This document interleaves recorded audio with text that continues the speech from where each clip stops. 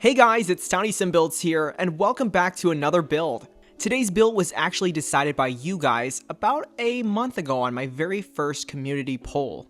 Lo and behold, here we are, many weeks later, and I do have, in fact, the Cozy Bookstore for you guys. This lot was designed in Windenburg, and it doubles as a bookstore, cafe, and a creative space for your Sims. So it's definitely a very interesting dynamic spot, and I really hope you guys enjoy it. So with that, let's head on over to the world of Windenburg and check out the build. Alright guys, and here we are with a full view of the lot.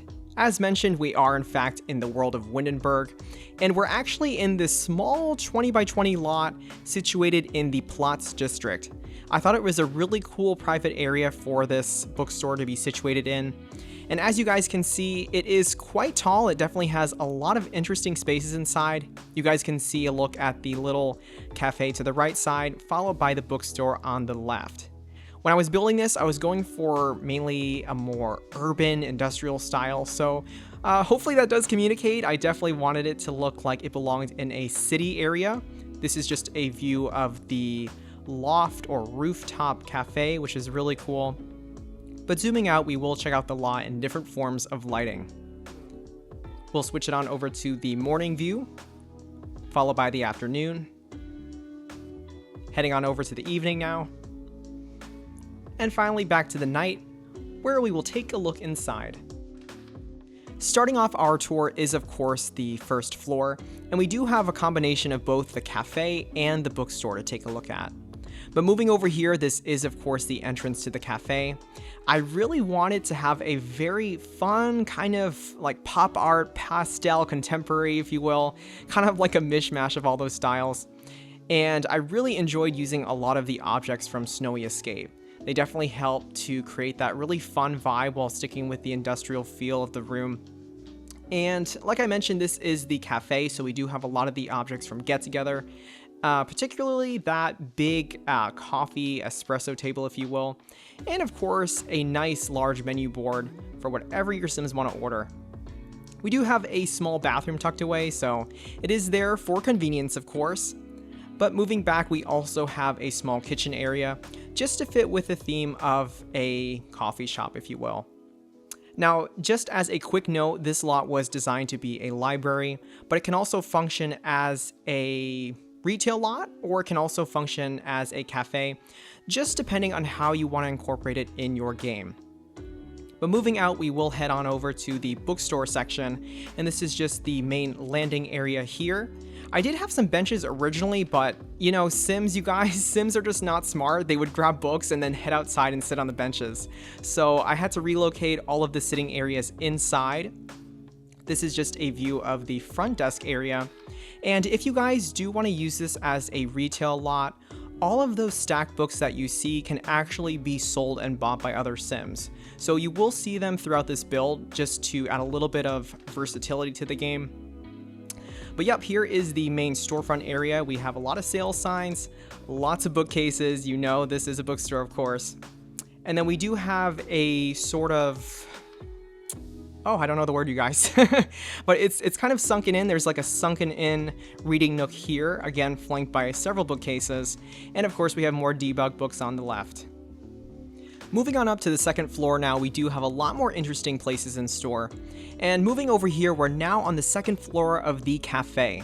So there is no more cafe space. We do have instead what I would like to call a creative studio spot. So this is kind of an extension of what would be a basic library in The Sims. So you do have a nice sitting area towards the front, but then you do have an area for all of your computers. So I kind of set this up. I made these, I guess they would be shoji screens, kind of situating all of your Sims there, giving them some privacy. And there are a lot of beautiful computers. They look like iMacs if they were in the real life world, of course. And there's plenty of art from the Snowy Escape pack and the City Living pack on the walls there as well. Now, as promised, there is an actual art studio, and I wanted to put this section way in the front so all of your Sims have a really great view outside. We do have tarps to protect from the paint, we have aprons, we have gestural drawings on the wall, and for some odd reason, every time I was in an art classroom, there would always be a stack of metal chairs. I don't know why, you guys, but it's just a thing, so I did want to include that as a really funny detail. Of course, over here is a brush washing station, just again for more realism's sake, more just fitting with the vibe, fitting with the room itself. And heading on over here, this is of course the second floor of the bookstore itself. This area is an outdoor reading nook, which was really cozy. I loved a lot of those stone lights that came with city living. But then moving on in here is again another reading nook. This is kind of a loft view, so you can kind of see the front desk down there. We do have plenty of areas to kind of get cozy, chill out by those funky lanterns and funky pipe lighting, and settle into a good book, or perhaps play a round of chess. Whatever tickles your fancy, as they say. Ending off the floor is of course another landing area, and this pretty much marks the end of the retail space of the bookstore. We do have more debug books here, if you guys want to run this as a retail spot, and plenty of books on clearance. You know, we all love a good sale, and I'm sure your Sims will love that as well. Finishing off our build today is of course the third floor of the bookstore. And zooming on in, this is just a view of the staircase leading up. And as you guys can see, I did sneak in a teeny tiny bathroom there, just so you don't have Sims having to run up and down all those stairs. And of course, moving on in, we have a look at the full living room space.